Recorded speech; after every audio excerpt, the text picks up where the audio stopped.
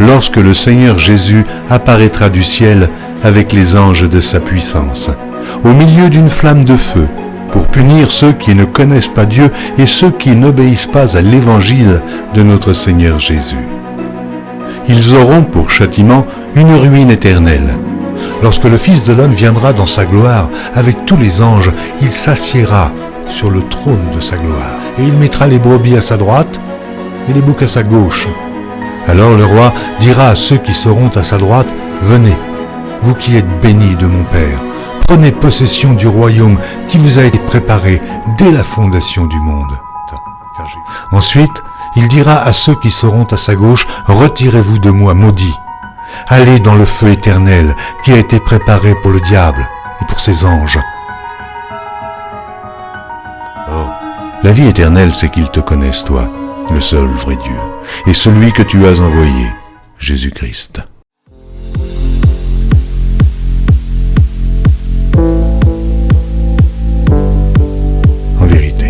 En vérité, je te le dis, si un homme ne naît d'eau et d'esprit, il ne peut entrer dans le royaume de Dieu. Ce qui est né de la chair est chair. Ce qui est né de l'esprit est esprit. Ne t'étonne pas que je t'ai dit, il faut que vous naissiez de nouveau. Mais l'heure vient, et elle est déjà venue, où les vrais adorateurs adoreront le Père en esprit et en vérité, car ce sont là les adorateurs que le Père demande. Dieu est esprit. Et il faut que ceux qui l'adorent en esprit et en vérité. C'est l'esprit qui vivifie. La chair ne sert de rien. Les paroles que je vous ai dites sont esprit et vie. Mais il en est parmi vous quelques-uns qui ne croient point. C'est pourquoi je vous ai dit que nul ne peut venir à moi si cela ne lui a été donné par le Père. Dès ce moment, plusieurs de ses disciples se retirèrent et ils n'allaient plus avec lui. Jésus donc dit aux 12, « Et vous, ne voulez-vous pas aussi vous en aller ?» Simon-Pierre lui répondit, « Seigneur, à qui irions-nous? Tu as les paroles de la vie éternelle. Et nous avons cru, et nous avons connu que tu es le Christ, le Saint de Dieu. » Maintenant mon âme est troublée, et que dirais-je? Père, délivre-moi de cette heure, mais c'est pour cela que je suis venu jusqu'à cette heure. Père, glorifie ton nom. Et une voix du ciel vint, je l'ai glorifié, et je le glorifierai encore. Je vous ai dit ces choses en parabole. L'heure vient où je ne vous parlerai plus en parabole, mais où je vous parlerai ouvertement du Père. Ses disciples lui dirent, « Voici maintenant tu parles ouvertement, et tu n'emploies plus aucune parabole. Maintenant, nous savons que tu sais toutes choses, et que tu n'as pas besoin que personne t'interroge. » Ils allèrent ensuite dans un lieu appelé Gethsémane, et Jésus dit à ses disciples, « Asseyez-vous ici, pendant que je prierai. » Il prit avec lui Pierre, Jacques et Jean, et il commença à éprouver de la frayeur et des angoisses. Et il leur dit, « Mon âme est triste jusqu'à la mort. Restez ici, et veillez. » Puis, ayant fait quelques pas en avant, il se jeta contre terre et pria que, s'il était possible, cette heure s'éloignât de lui. Il disait, « Abba, Père, toutes choses te sont possibles. Éloigne de moi cette coupe.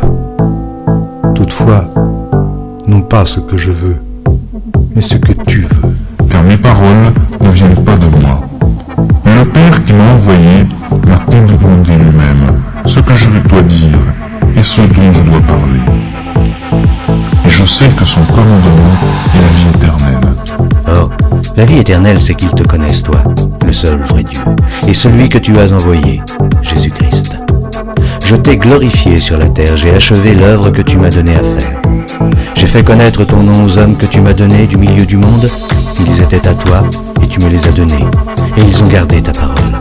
Lorsque j'étais avec eux dans le monde, je les gardais en ton nom.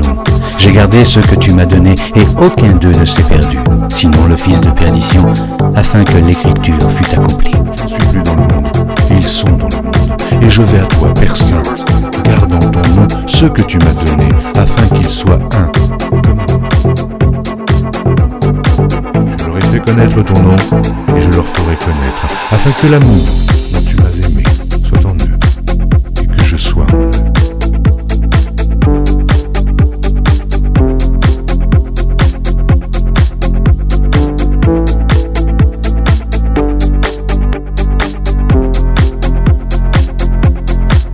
Le soleil se changera en ténèbres et la lune en sang avant l'arrivée du jour du Seigneur, de ce jour grand et glorieux.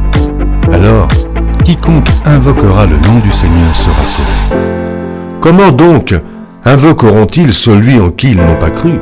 Et comment croiront-ils en celui dont ils n'ont pas entendu parler? Et comment en entendront-ils parler s'il n'y a personne qui prêche? Et comment y aura-t-il des prédicateurs s'ils ne sont pas envoyés, selon qu'il est écrit qu'ils sont beaux les pieds de ceux qui annoncent la paix, de ceux qui annoncent de bonnes nouvelles. Mais tous n'ont pas obéi à la bonne nouvelle. Ainsi, Ésaïe dit-il, « Seigneur, qui a cru à notre prédication ?»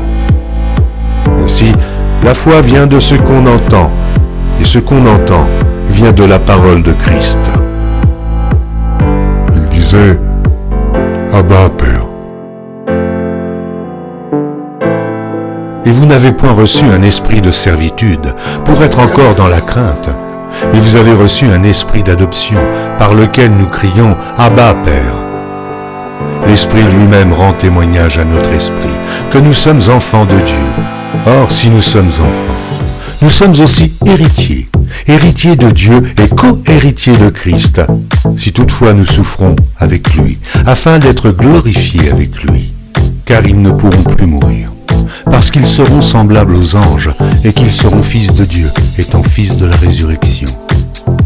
Parce que vous êtes fils, Dieu a envoyé dans nos cœurs l'esprit de son Fils, lequel crie « Abba, Père ». Ainsi tu n'es plus esclave, mais fils.